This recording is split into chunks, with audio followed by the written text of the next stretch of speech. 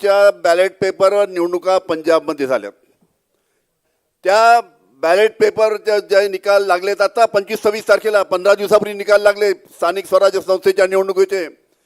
महानगरपालिका, नगरपालिका, नगरपंचायत याचे जे निकाल लागलेत ते निकालाची जर तुम्ही पाहिलेत त्यामध्ये 1977 निवडणुका होत्या महानगरपालिका, नगरपालिका आणि नगरपंचायतच्या।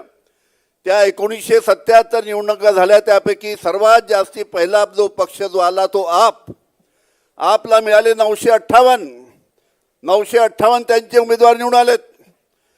नंबर 2 वर होतं काँग्रेस 397 उमेदवार त्यांचे निवडून आलेत। नंबर 3 वर होतं इंडिपेंडेंट त्यांचे 251 निवडून आलेत।